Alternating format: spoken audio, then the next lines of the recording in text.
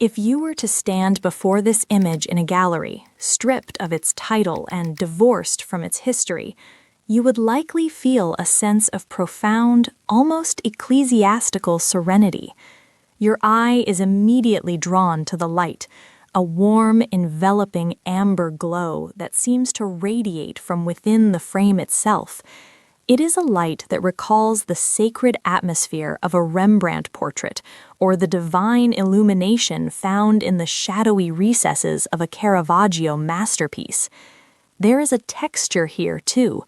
Tiny suspended bubbles catch the light like celestial dust motes floating in a cathedral's nave, creating a soft, nebulous haze that softens the edges of the central figure. The silhouette is unmistakable, of course. It is the suffering Christ, head bowed, body slack in the final moments of the Passion. But shrouded in this golden mist, the agony is transmuted into something ethereal, something undeniably beautiful. This is the seductive power of the image. It invites you to lean in, to admire the rich saturation of the yellows and reds, to lose yourself in the abstract interplay of fluid and light. It feels precious, almost like a relic preserved in amber. And this aesthetic experience is not an accident. It is a carefully constructed trap.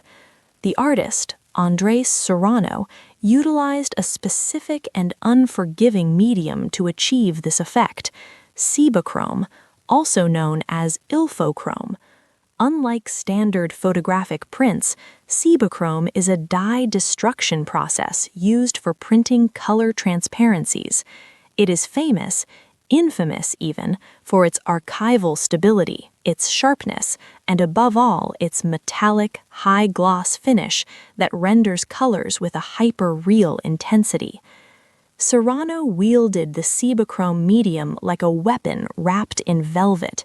He engineered the photograph to be visually irresistible, ensuring that the surface of the work would gleam with a seemingly holy luster.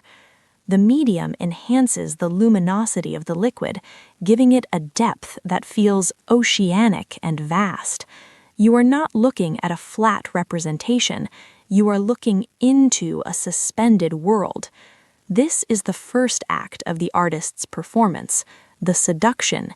He forces the viewer to commit to the beauty of the object, to emotionally invest in its grandeur. But then the inevitable happens. You glance at the wall text. You read the title, pisschrist. The collision is instantaneous and violent.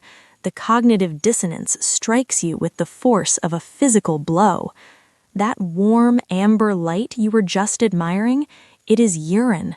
The celestial bubbles, they are the foam of bodily waste. The divine mist is a plastic tank filled with the artist's own excrement. In a split second, the aesthetic pleasure you felt transforms into visceral revulsion. You feel betrayed by your own eyes. How could something so objectively lovely be made of something so universally reviled? This is where the genius of the work lies, not in the shock value alone, but in the entrapment. If the image had looked gritty, dirty, or obviously grotesque from the start, you would have dismissed it immediately. You would have built a wall of defense. But because Serrano made it beautiful first, he bypassed your defenses. He allowed the profane to slip past the gates of your perception disguised as the sacred. He forces us to confront a deeply uncomfortable question about the nature of beauty itself. Is beauty an intrinsic property of the object, or is it a trick of the light? By making us fall in love with a jar of urine, Serrano exposes the fragility of our aesthetic judgments, leaving us standing in the gallery, caught between awe and disgust, unable to look away from the golden mist that betrayed us. To understand why this photograph exists, and to dismantle the decades of hysteria that have surrounded it, we must strip away the reactionary outrage and look at the man behind the camera. Andres Serrano was not a nihilistic atheist seeking to mock the faithful. Quite the opposite. He was born into a devout, albeit complex, Catholic upbringing, raised in a mixed-race heritage that blended Honduran and Afro-Cuban roots with the strict ritualistic traditions of the Church. His relationship with Catholicism was not one of distance, but of intense, bloody proximity. He understood the sacraments not as abstract metaphors, but as visceral realities, the eating of the body, the drinking of the blood. When Serrano created pisschrist in 1987, he was not attacking God. He was attacking the cheapness with which society sold God. Look closely at the crucifix submerged in the fluid. It is not a priceless antique or a hand-carved artifact. It is a small, mass-produced piece of plastic, a kitsch object you might find in a dollar store or a tourist trap, indistinguishable from a glow-in-the-dark keychain. To Serrano, this plastic trinket was the real blasphemy. It represented the commercialization of faith, a sanitized, polished, and easily consumable version of Christianity that had been stripped of its true horror and sacrifice. By submerging this plastic toy in urine, Serrano was engaging in a desperate act of reclamation. He was dragging the symbol back to the bodily reality of its origin. The crucifixion, historically and theologically, was not a clean event. It was an execution. It was defined by blood, sweat, dust, tears, and yes, urine and feces. It was the total humiliation of the human body. In the Catholic tradition, the Incarnation asserts that God became fully man, meat and bone and fluid. If one believes that Christ took on the sins of the world, then he also took on its filth, its waste, and its abjection. Serrano's work argues that we have sanitized the cross to the point of meaninglessness. We wear it as jewelry, we hang it on walls as decoration. We have forgotten the smell of death that it signifies. Pisschrist forces that memory back upon us. The amber fluid acts as a preservative, an amniotic suspension that returns the plastic idol to a state of organic vulnerability. The artist is suggesting that to find the divine, one must be willing to wade through the profane.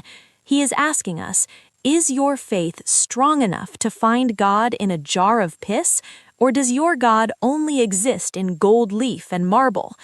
This is a visceral faith, a theology that refuses to look away from the messy reality of being human. It is a rejection of the puritanical impulse to separate the spirit from the body.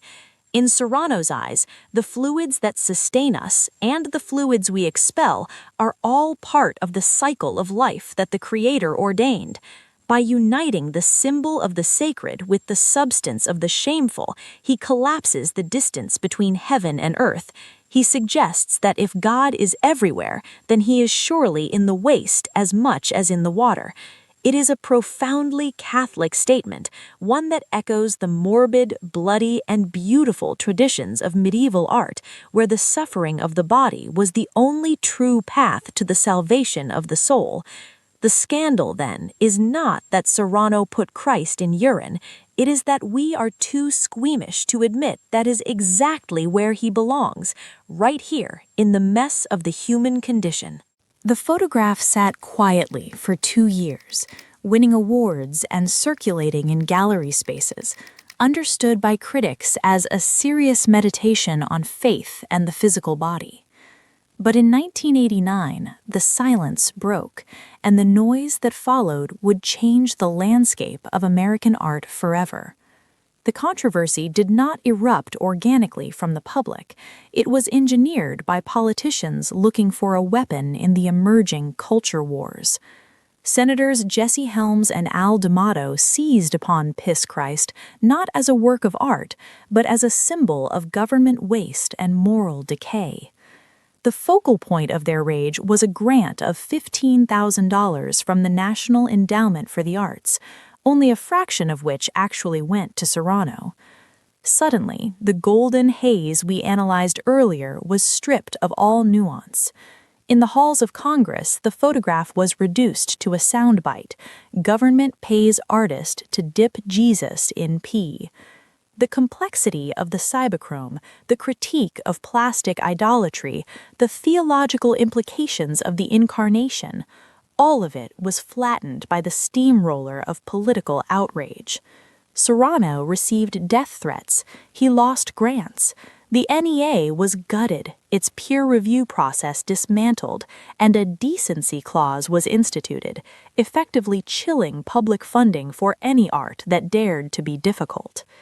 The image became a lightning rod, absorbing the anxieties of a nation grappling with the AIDS crisis, changing social mores, and the boundaries of free speech. The violence against the image was not just rhetorical, it became physical. When the work was displayed in Avignon, France, years later, protesters didn't just picket, they attacked. Two men entered the gallery with hammers and smashed the plexiglass, slashing the print underneath. In Sweden, neo-Nazis vandalized the exhibition. These attacks are the ultimate irony of the pisschrist saga. The people who claimed to be defending the sanctity of God were driven to destroy an image of him. In their fury to protect the symbol, they committed violence, proving Serrano's point perfectly. They worshipped the object, the plastic, the image, rather than the message of radical love and tolerance the figure represented. The destruction of the physical print is a testament to the power of the image. It is rare for a photograph to incite such primal rage. It proves that art still has the power to terrify us, to shake the foundations of our belief systems. The hammer blows in Avignon did not destroy the artwork, they completed it. They became part of its history, scars on the surface of the Cibachrome that testify to the work's enduring relevance. As we look back on this saga, the question remains: what are we actually seeing? Do we see a jar of waste, or do we see a vessel of light? The controversy of pisschrist acts as a mirror. It reflects our own prejudices, our own limitations, and our own inability to reconcile the messy reality of our bodies with the aspirations of our spirits.